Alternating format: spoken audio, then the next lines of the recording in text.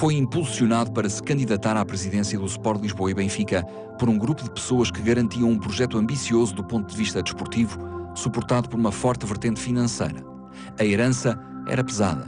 Fernando Martins tinha conquistado vários títulos, fechado o terceiro anel do Estádio da Luz, dotado do complexo desportivo de boas infraestruturas e era presidente há 6 anos. Nada que alterasse o pensamento positivo de João Santos, que acreditava ser possível vencer as eleições e colocar em prática o seu projeto. O seu lema era um Benfica europeu. João Santos apostava em frequentes carreiras europeias gloriosas para os encarnados. Idealizava construir uma grande equipa de futebol à dimensão do Benfica, com jogadores de renome internacional que voltasse a ganhar a maior competição europeia, a Taça dos Clubes Campeões Europeus. Venceu no dia 27 de março de 1987, numas eleições bastante concorridas. A maior afluência de votantes até à época. 51% chegaram para colocar de pé as ideias e impor o seu projeto.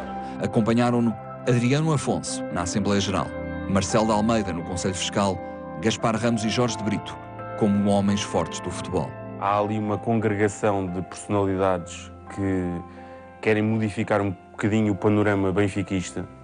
Estava no Benfica instalado o poder do cimento, por assim dizer. O Fernando Martins foi um presidente que deixou muita obra, era um presidente muito querido dos benfiquistas, mas a equipa de futebol começava a perder, se calhar,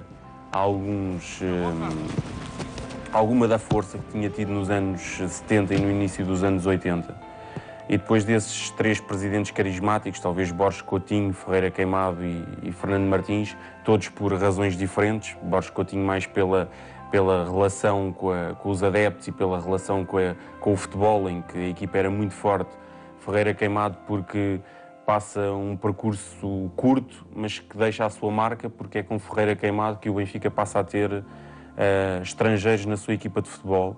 E depois do percurso do Fernando Martins, que inicialmente é muito positivo em termos de futebol, com a vinda do Eriksen, mas depois passa a ser um bocadinho a lei do cimento, a construção do terceiro anel, das piscinas, dos cortes de ténis, portanto, passa a ser mais virada para o complexo desportivo da Luz. Há um núcleo de personalidades que procura devolver ao Benfica a fama que o Benfica tinha granjeado em termos europeus. Foi-me apresentado um dia por um grupo de sócios que queria, de algum modo, apresentar uma lista concorrente a Fernando Martins, onde eu estive como diretor do Departamento de Futebol e que, felizmente, teve um período interessantíssimo, que me parece que terá sido, digamos que, um dos períodos mais brilhantes do futebol do Benfica, depois dos anos 60, para aí, princípios de 70.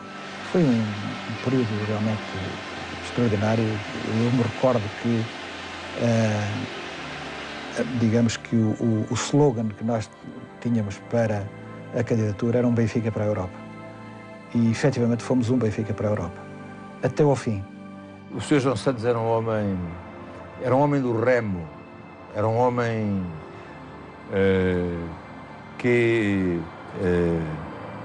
gostava de desporto.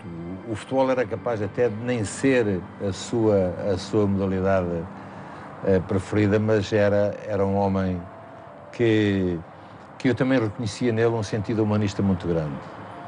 Ele estava ligado às dietas e então ele tinha uma preocupação de poder, através dos produtos que ele tinha e à empresa que estava ligada, de nos falar muitas vezes, portanto, da forma como... Lembro-me até de uma... Acho que era germen de trigo, era mais ou menos assim, que ele queria que... não em termos de negócio, mas em termos de... E quando ele aparece, portanto, como presidente do Benfica, não era um homem que tivesse, portanto, assim... Não era um homem mediático, mas era um homem com um low profile. A dura e árdua tarefa de presidir aos destinos do Sport Lisboa e Benfica ia começar agora. Na chegada à Luz, confrontou-se com uma situação delicada. A equipa de futebol estava prestes a conquistar o 27º Campeonato Nacional do Estoril, aliando a este facto a 22ª Taça de Portugal. Estávamos em inícios de abril e a época de 1986-87 caminhava repentinamente para o final. Pese embora as vitórias nas duas competições do panorama futebolístico nacional, as exibições da equipa não agradavam à massa associativa. O exigente público da Luz castigava muitas vezes os atletas com assobios, reclamando que o modelo tático imposto pelo treinador era demasiado defensivo. O Mortimer era um técnico muito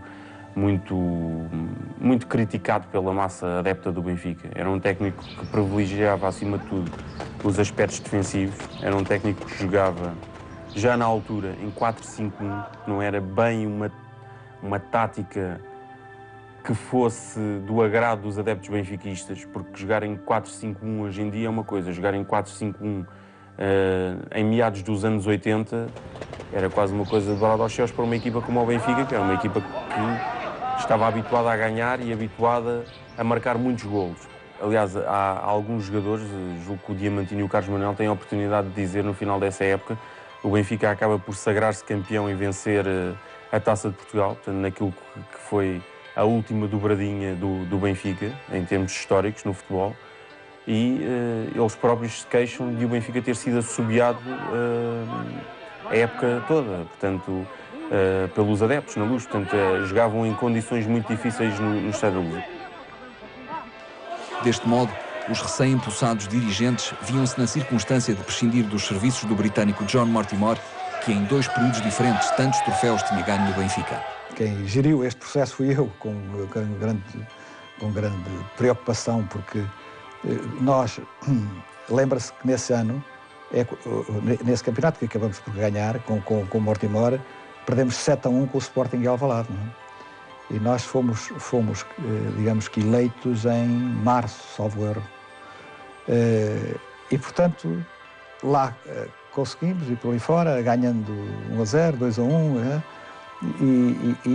mas quando entramos, a predisposição, por aquilo que se conhecia, era de que o Mortimer não era o treinador para o Benfica. Para o tal slogan que nós tínhamos, o Benfica para a Europa, não podia haver um Benfica que não corresse riscos, tinha que ter um Benfica diferente. E para ser também campeão de uma forma mais sistemática, não é? Então, o que é que nós fizemos? O Benfica ganha o campeonato, ganhou a Taça de Portugal, e eu recordo-me dos momentos mais difíceis que tive na minha vida como diretor desportivo, foi na segunda-feira seguinte, à vitória da Taça de Portugal no Estádio Nacional, chamar Mortimer para lhe dizer que o Benfica ia despedir. Foi um momento muito difícil. Uma decisão difícil, porém consensual na equipa diretiva e que vinha de encontro às pretensões dos adeptos. Claro. E assim foi. O início da época de Scovedal até nem é mau. Até nem é mau. O Benfica conquista a Taça de Honra de Lisboa, conquista o troféu Teresa Herrera. O pior depois foi no campeonato. Eu acho que Scovedal, se bem me recordo nessa altura, sempre achei Scovedal um indivíduo com uma mentalidade um bocado fora da nossa, da latina, portanto. Encaravam os jogos com uma calma acima do normal, era um indivíduo que um resultado mesmo que negativo no Estádio da Luz não o aceitava como se fosse o fim do mundo, e nós sabemos que os latinos não têm esse tipo de interpretação. E ainda por cima, tratando-se do Benfica, pronto, que é do caso que nos interessa estar a falar, é do Benfica, e portanto o Scovedal encarava aquilo tudo com uma grande facilidade. O Scovedal falhou muito também por culpa do Eriksson, porque havia a ideia que qualquer treinador nórdico era igual ao Eriksson. Vamos buscar o Scovedal, que também era uma pessoa, um jovem tal, que vinha lá do norte da Europa, com ideias novas, também era uma pessoa que estava a afirmar-se lá no país dele. E, só que é evidente que cada pessoa é como é, e nós queremos trazer imitações, dá sempre mal. E, obviamente, as coisas não correram. Enquanto ele não se adaptou, não conseguia, nem teve tempo sequer para se adaptar. Começavam a pairar muitas dúvidas sobre o sucesso do projeto audacioso de João Santos e seus pares. O presidente teria de dar rapidamente uma resposta convincente, de modo a pôr cobro a todas as especulações e estancar as críticas, cada vez mais insistentes. O Benfica fica ali um bocadinho sem saber bem o que é que haveria de fazer, se havia de requisitar um novo técnico de créditos firmados na Europa, mas a meio da época é sempre complicado. Portanto, o campeonato também já estava distante, porque o Futebol Clube do Porto estava a fazer uma excelente campanha nesse ano, e portanto era complicado, e então é aí que aparece o Tony. Para surpresa de uns e confirmação de outros, Tony é o treinador eleito para assegurar o comando da equipa de futebol até ao final da temporada. Tony é uma figura de sempre do Benfica, será sempre uma figura do Benfica, volta ou não ao clube, e será sempre uma figura do futebol português. Pela sua personalidade, por aquilo como foi como jogador, e por aquilo que já nos deu a todos como técnico, não só no Benfica, mas também colaborando em termos de seleções nacionais, e com algumas incursões positivas no estrangeiro. Enquanto adjunto, o Tony manteve sempre uma posição muito discreta de auxílio e preocupação com o Skov, assim como a sua equipa técnica, a partir do momento em que assumiu a condição de treinador principal, que se adivinhava mais tarde ou mais cedo. Não vou dizer que o Benfica, quando constituiu esta equipa técnica, estava a pensar que Skovdal pudesse sair, mas foi uma forma de precaução e evitou ir buscar um treinador ao outro lado. Tony, portanto, se há alguém que conhece bem o Benfica, ou pelo menos conhecia naquela altura, era Tony, e por que não lançá-lo? Então, Tony com a equipe, com o Oswaldo e com o Jorge Castelo, que foi uma excelente equipe. E nesse ano vamos à final da Taça dos Campeões Europeus. Efetivamente, não ganhámos o campeonato, porque as coisas não correram tão bem como isso, mas fomos à final da Taça dos Campeões Europeus. Pedia-se ao antigo jogador, capitão e treinador adjunto do clube, que terminasse a época de forma digna, com prestações meritórias na Taça de Portugal e Taça dos Clubes Campeões Europeus, uma vez que o campeonato nacional era, naquela fase, já uma miragem. Na Taça de Portugal, o glorioso deixou para trás Passos de Ferreira, Aves, Estrela de Porto Alegre, Salgueiros e Faf, até encontrar o Futebol Clube do Porto nas Antas, em encontro que dava acesso à final. Quando se esperava pelo prolongamento, o árbitro Rosa Santos penalizou o lateral Veloso com a cartolina vermelha direta e logo de seguida Rui Barros inaugurou o marcador. Os encarnados saíam do terreno de jogo de cabeça erguida, injustiçados por uma decisão polémica do juiz da partida. Na Europa, o Benfica tinha ultrapassado 2 adversários, ainda com Eba Skovdal, e para a final da prova faltavam outras 2 eliminatórias. A 2 de março de 1988, o Benfica recebeu o Anderlecht, naquilo que seria uma reedição da final da Taça UEFA, ali disputada 5 anos antes. O resultado fixou-se em 2-0 para os lisboetas e o sonho e a promessa de João Santos pareciam cada vez mais próximos de se concretizar.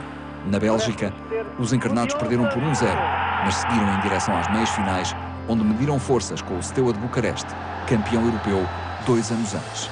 O nulo obtido na Roménia abriu boas perspectivas que o bis de Rui Águas haveria de confirmar. Começou em Bucareste, que é com um empate 0-0, com jogadores que tinham sido campeões europeus também, e com jogadores de grande nível. E claro, levamos a eliminatória para o Estádio da Luz com um estádio completamente cheio, com 130 mil pessoas. E fora aquelas pessoas que tinham bilhete e que não conseguiram. Olha, eu tive vários amigos meus que tinham bilhete e não conseguiram assistir ao jogo no campo, uma vez que estava completamente cheio. E foi uma noite de grande alegria para todos os benfiquistas, uma vez que fizemos um jogo de grande nível. O Rui Águas fez 2 golos, mas a equipa toda, no conjunto, o coletivo funcionou em pleno. Fomos verdadeiros campeões nesse jogo, foi só assim é que podíamos chegar a uma final. E foi uma noite que ninguém vai esquecer, essa noite, pela moldura humana que existiu de fora do campo. Foi uma coisa impressionante esse dia em Lisboa, que foi fantástico. Foi uma noite europeia de grande alegria para todos os benfiquistas. O inferno da luz estava ali todo, porque não interessa 120, 130, o que interessa é que o Estádio da Luz estava a arrebentar pelas costuras. E o inferno funcionou porque as pessoas os adeptos tinham a consciência absoluta, e também mesmo quem não era adepto do Benfica estava perfeitamente convencido que depois do que aconteceu na primeira mão, dificilmente o Benfica, só se as coisas corressem muito, muito mal, é que o Benfica não chegaria à final da Taça dos Campeões Europeus. Portanto, tudo de acordo, inferno da luz, no máximo da sua potência, um Benfica consciente daquilo que valia, um adversário por quem tinha respeito, mas sabedor que tinha todas as condições para realmente chegar em frente. E foi isso que aconteceu. Rui Águas seguramente terá feito um dos melhores jogos com a camisola do Benfica. Foi uma noite fantástica do Rui, um grande ponta de lança do futebol português, que infelizmente hoje não há nenhum como ele. O Rui Águas é daquele tipo de jogadores, se aparecesse hoje, eu acho que não havia dinheiro para lhe pagar, porque era realmente um ponta de lança com uma qualidade elevadíssima, que tinha uma faceta do jogo que hoje não é muito normal. Em muitos avançados jogava extraordinariamente bem de cabeça, mas era um jogador que era um matador, mas também, quando era preciso, sabia aparecer a construir a jogada e a finalizá-la. Fez 2 golos fenomenais e o Benfica, com toda a justiça, empurrado ou não pelo inferno, mas porque foi melhor realmente nesse jogo, chegou à final. Eusébio, vamos tentar ouvir agora Eusébio, que volta a abraçar o técnico Tony. Já agora mais uns minutos. Eusébio para... Uma grande alegria, mesmo apesar de já não jogar. Eu como técnico adjunto e como filho deste clube aqui, estou a viver estes momentos de uma satisfação, porque sem dúvida nenhuma o Benfica demonstrou mais uma vez que está aquele caminho que muitas pessoas e aquelas pessoas que ganharam essas eleições e acreditaram sempre que numa equipa europeia. 20 anos depois, o Benfica voltava a uma final da Taça dos Campeões Europeus. Logo no primeiro ano da sua presidência, João Santos cumprira o prometido. A final seria perdida com o PSV, após desempate através da marcação de grandes penalidades. Contudo, ganhou-se ali um projeto consistente para o futuro, que certamente continuaria a dar frutos. Fica ali bem vincado é que João Santos promete um Benfica para a Europa e 20 anos depois o Benfica volta a uma final da Taça dos Campeões Europeus. Portanto, e depois de 2 anos passados, regressa novamente a uma final da Taça dos Campeões Europeus e ainda no mandato de João Santos, ou ainda com João Santos, o Benfica chega ou estreia-se na Liga dos Campeões. Portanto, ele que prometeu um Benfica para a Europa no início do mandato, acaba por ter 2 finais da Taça dos Clubes Campeões Europeus, uma presença na primeira Liga dos Campeões, portanto, a época de estreia da Liga dos Campeões, e o Benfica não volta realmente a finais depois de João Santos. O defeso revestiu-se de forte polémica com o Futebol Clube do Porto. Os azuis e brancos levaram para as antas Dito e Rui Águas. Os encarnados ripostaram com a aquisição do vimaranense Admir, pretendido pelos portistas. Independentemente disto tudo, é nesse período que começam os grandes atritos entre o Benfica e o Futebol Clube do Porto. Porque o presidente do Futebol Clube do Porto estava há cerca de 6 anos na liderança do clube, quando o João Santos foi empossado treinador do Benfica. 5, 6 anos. Ele apareceu em 82 e o João Santos ganha em 87. Mas tinha sempre havido ali uma relação de grande proximidade com o Fernando Martins. E mesmo com o Sporting, havia grande proximidade com o presidente do Sporting, com o João Rocha. Portanto, não houve grandes problemas naqueles primeiros anos de Pinto da Costa ao serviço do Futebol Clube do Porto. Não houve grandes problemas, tanto com o Benfica como com o Sporting. As grandes divergências começam a surgir quando o Futebol Clube do Porto recruta o Rui Águas e o Dito ao Benfica. Portanto, no final de 87-88, o Benfica perde aquela Taça dos Campeões Europeus e o Rui Águas e o Dito rumam a norte. O Benfica reage com a contratação do Admir. O Admir era um jogador do Vitória de Guimarães que também era cobiçado pelo Futebol Clube do Porto e, portanto, aí começa a guerra e começa um bocadinho a luta pelos lugares de eleição na Federação, pela arbitragem, começa-se a falar muito... É aí que se começa a falar de um certo sistema implantado no futebol português. É evidente que toda a gente hoje sabe as razões porque é que eles saíram. Saíram através de uma ação que temos que considerar extraordinariamente incorreta, acho, porquanto o Águas e o Dito só saem do Benfica na medida em que lhes é proposto um contrato fabuloso, só ao nível de uma Itália ou de uma França, e de uma forma que nós consideramos realmente incrível. Como é que é possível praticar só por gente do GEs de Pinto da Costa? Isso é possível, tanto mais que usou argumentos falsos. Hoje está provado por tudo aquilo que já se disse sobre o caso Ademir, nomeadamente por afirmações do próprio Presidente Pimenta Machado, de que se alguém tinha razão em relação ao intrometimento de alguém no processo era o Benfica, porque o Porto aparece depois. Portanto, arranja um falso argumento. O Presidente, acompanhado nas ideias de Gaspar Ramos, pelo empresário Manuel Barbosa e pelo treinador Tony, montou uma equipa muito competitiva, com uma defesa de betão, Ricardo Gomes e Mozart, um meio-campo criativo, pautado por Valdo, e um ataque concretizador com Vata e Magnussen. Foi sem surpresa que se viu o Glorioso reconquistar mais uma vez o título de campeão nacional.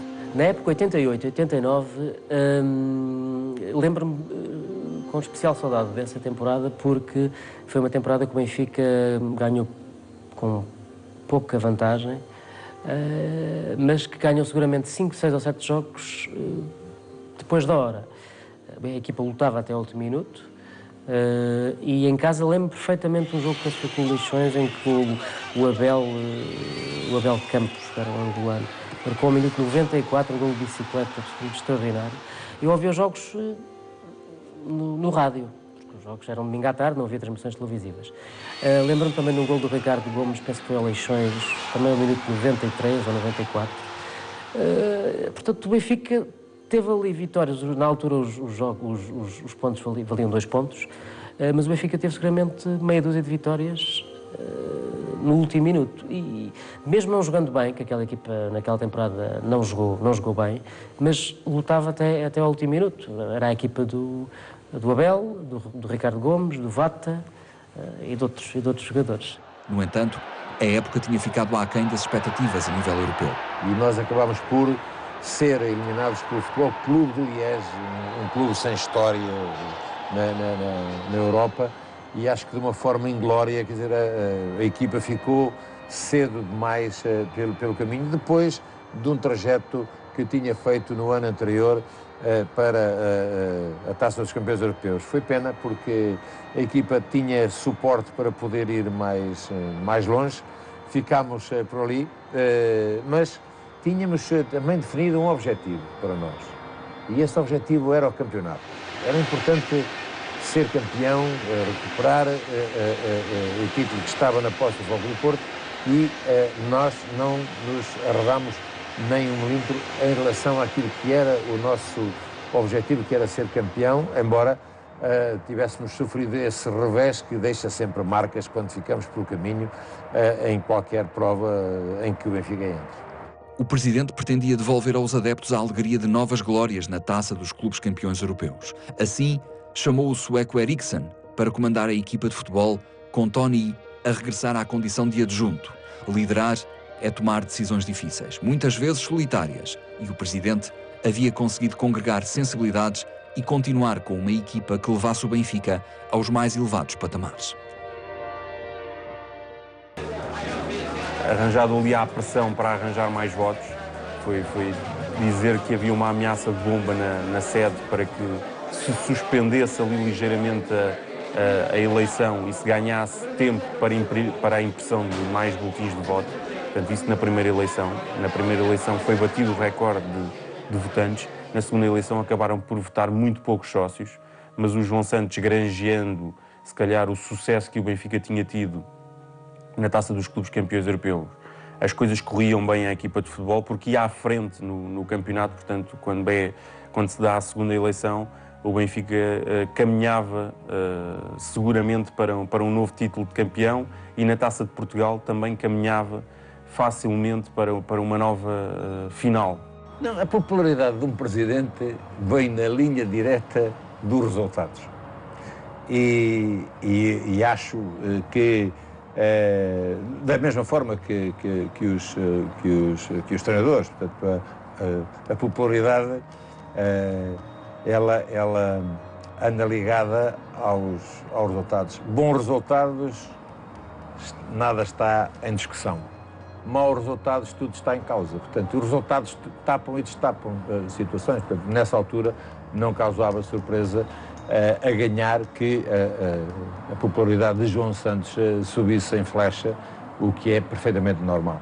O que vamos é continuar todo um projeto que se tinha elaborado, que foi sendo a pouco e pouco concretizado e que nessa evolução terá forçosamente que levar à conclusão de obras importantes. Há, como se sabe, um plano de urbanização que espera agora a aprovação da Câmara Municipal de Lisboa, e se esse plano de urbanização for aprovado, ele permitirá ao Benfica recolher os fundos indispensáveis para poder desenvolver o célebre projeto da piscina olímpica de que se tem falado. A temporada 1989-90 iniciou-se com as condições de estabilidade reunidas para que tudo corresse bem no plano desportivo. O futebol do Benfica entusiasmava, mas os resultados eram irregulares, com goleadas em série intercaladas com tropeções surpreendentes que iam deixando as águias com significativo atraso na tabela classificativa. O campeonato nacional ficou para trás à medida que se ia aproximando a fase mais decisiva da Taça dos Campeões Europeus. Aspirava-se por nova final e depois de ultrapassados Derry City, Honvéd e Dnieper, faltavam Marselha para marcar presença em Viena. Bernard Tapie, o presidente do clube francês, fez grande pressão sobre público, imprensa, jogadores e dirigentes, com o único intuito de ver o seu Marselha chegar a uma final europeia. Marselha foi realmente o obstáculo mais complicado, bem mais complicado que o Milão, por exemplo, porque perdemos a final. O jogo em Marselha foi extremamente complicado. Fomos felizes, mas também fizemos por isso, mas a forma como... O facto de termos marcado e temos sabido resistir à pressão que eles nos puseram em cima. Eu lembro-me, eu tirei 2 ou 3 bolas em cima da linha, portanto, houve oportunidades atrás de oportunidades para o Marselha, tenho essa ideia.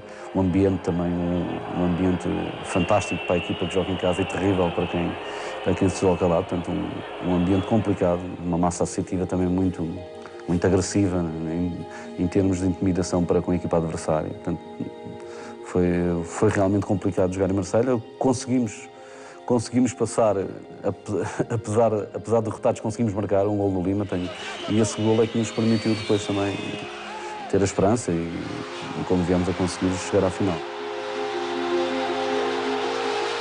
A toda esta agressividade respondia o presidente encarnado com calma, tranquilidade e educação, ou não fossem esses os valores preconizados na vida por João Santos. No epílogo desta história, uma mão de vata acabou por resolver a eliminatória perante um Tapie furioso. O Benfica sereno de João Santos seguiu para o encontro decisivo, onde enfrentaria o AC Milan. O clube italiano contava nos seus quadros com elementos de grande valia: Rijkaard, Gullit e Van Basten, mas também Tassotti, Baresi, Costa Curta, Maldini ou Ancelotti. O glorioso, que partia como outsider, controlou o adversário, mas seria atraiçoado sensivelmente a meio da segunda parte com um gol de Rijkaard. O Milan era considerado a melhor equipe do mundo naquela altura. Tinha realmente jogadores extraordinários, um treinador muito exigente, muito tático. E essa foi, talvez, a razão por que nós conseguimos ir para o jogo e equilibrar o jogo. Jogámos tac a tac com o Milan. O Milan ganhou numa jogada que nós sabíamos que eles faziam, que foi estudada no Benfica, que foi estudado o antídoto para evitar a concretização em relação a essa jogada, e que uma vez falhou. Falhou e eles marcaram o gol.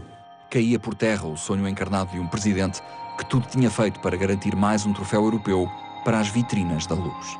Acho que hoje as coisas estão preparadas de uma maneira diferente. Inclusive, eu penso que na altura nós deslumbrámos um bocadinho. O Benfica consegue em 2 anos ou 3 anos duas finais das Taças dos Campeões Europeus.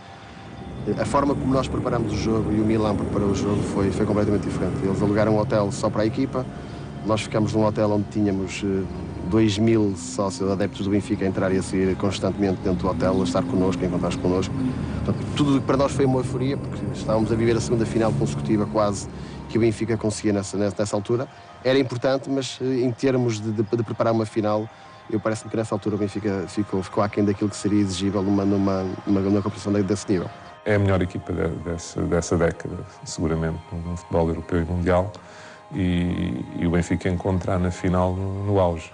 Portanto, era um jogo em que o Milan era profundamente favorito, havia poucas hipóteses, embora já sabemos que uma final há sempre aquele sonho de se poder, eventualmente, num momento de sorte, ultrapassar o Milão. Mas é um jogo em que o Milão era claramente favorito e, à partida, os benfiquistas tinham... Eu lembro-me pessoalmente de ter a consciência que era muito difícil vencer aquela equipa naquela altura.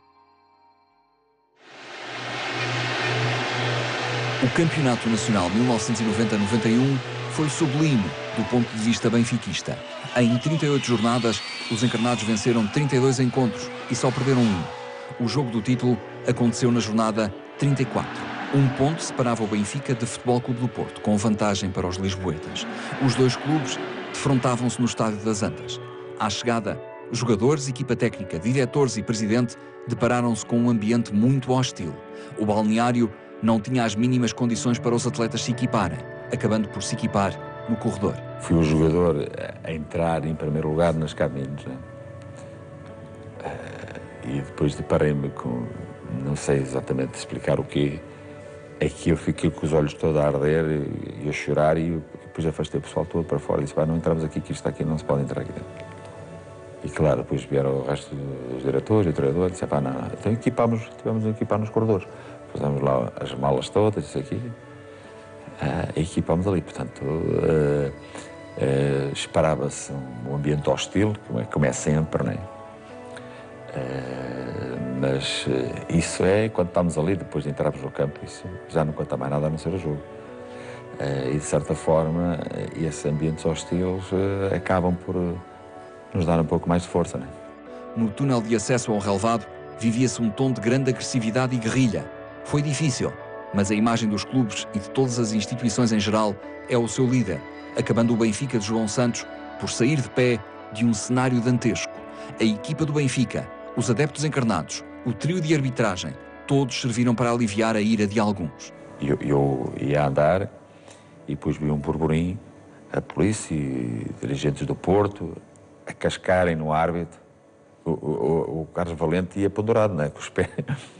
E estava lá o Pinto da Costa também, e eu disse assim: perde e depois o árbitro é que paga. E quando os gajos se viraram para ver quem ia dizer, que eu já ia à frente do corredor, já não viram quem foi. Viraram-se logo todos. E então tentaram sempre, os do Porto sempre foi assim, a gente quando íamos lá íamos sempre fazer o aquecimento para o campo de baixo, que é para sermos enxovalhados pelos sócios do Porto e não sei o quê, que eram pedradas e não sei o quê, portanto era sempre um terror ir às antas, mas por outro lado dava coisa também.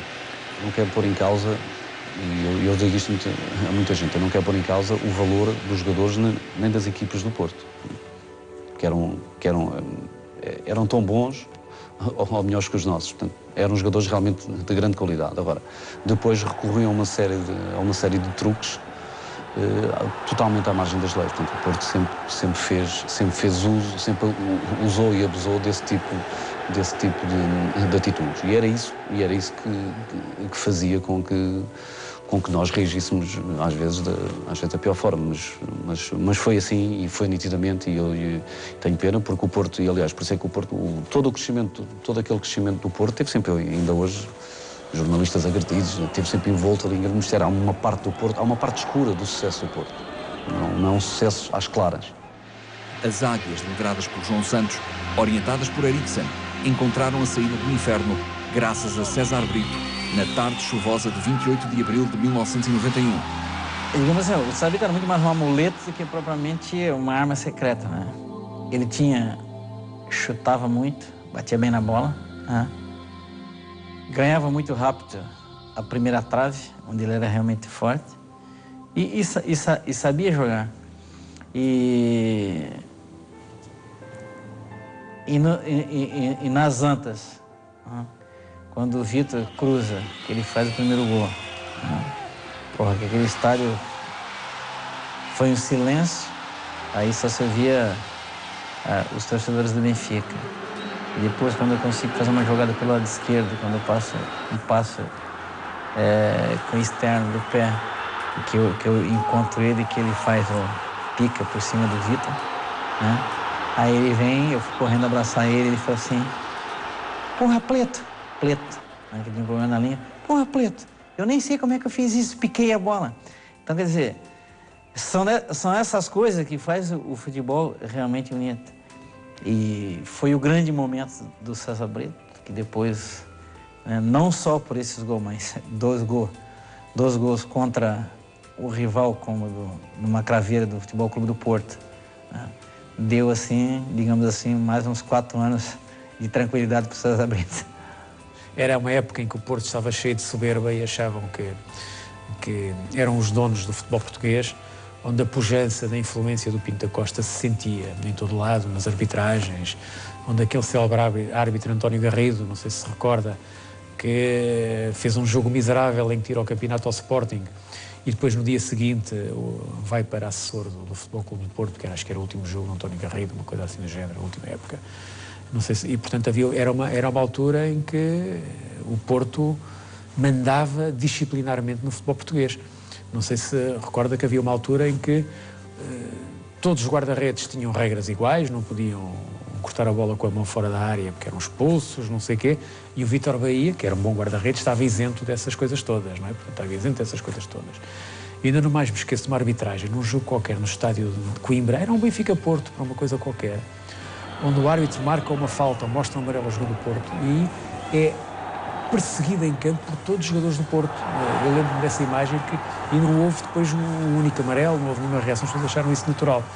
E portanto, foi essa época toda, a época do Guardabel, como eu me recordo, não é? E portanto, aqueles 2-0 do Benfica no Estádio das Antas foi, de facto, uma coisa muito saudável. O Benfica garante ali mais um campeonato para o seu pecúlio. O João Santos mantém a tranquilidade, acaba por tomar as medidas que são devidas na altura, falando com os responsáveis pelo Ministério da Administração Interna, reportando tudo o que se passa a quem de direito, mas realmente aquilo foi um ambiente de enorme pressão e ali o Presidente acaba por demonstrar com elevação, com nível e com toda a sua educação que consegue superar toda aquela pressão, consegue estabilizar a equipa de futebol, consegue proteger a equipa de futebol e passar a superar todo aquele ambiente. Queixas e mais queixas se seguiram, com o Benfica a dar conta às instâncias próprias do mau ambiente sentido. O Presidente do Benfica está preocupado com a demora deste processo, ou não? Não, estamos mais preocupados com aquilo que possa suceder quando um próximo encontro entre o Porto e o Benfica. Isso é que nos preocupa, porque se este assunto não for esclarecido até lá, naturalmente que as pessoas nem querem ir mais ao futebol, têm relutância a ir para um campo onde é normal fazerem-se agressões à saída do espetáculo, dentro dele próprio, e a própria comitiva do Benfica não tem segurança, não teve segurança. Não vamos dizer que foi a Polícia de Segurança Pública a culpada, mas certos elementos da Polícia de Segurança Pública podiam ter protegido devidamente a representação do Benfica e não o fizeram. Naturalmente é isso que precisa ser apurado. Não vamos pôr em causa a instituição que se chama Polícia de Segurança Pública, mas sim procurar apurar quem dentro da instituição não teve um comportamento digno, não soube honrar a sua farda, mesmo que a não tivesse vestida, porque elementos à paisana estavam realmente incumbidos de fazer a proteção dentro da área circunscrita à representação do Benfica e não o fez. Pelo contrário, até houve um elemento que provocou as agressões aos diretores do Benfica. Mas tudo isso é que é necessário esclarecer-se para que haja tranquilidade no futebol, para que possamos conviver, não há nenhuma razão para que Porto e Lisboa se degladiem através do futebol. O Porto é um grande clube, o Benfica também o é, e é necessário que as suas relações desportivas sejam saudáveis, quer dentro do campo, quer fora dele. É por isso que o Benfica luta, sobretudo, não para conseguir determinados objetivos, porque não temos outro qualquer objetivo, senão procurar, dentro do desporto e dentro dos campos, vencer o que é normal.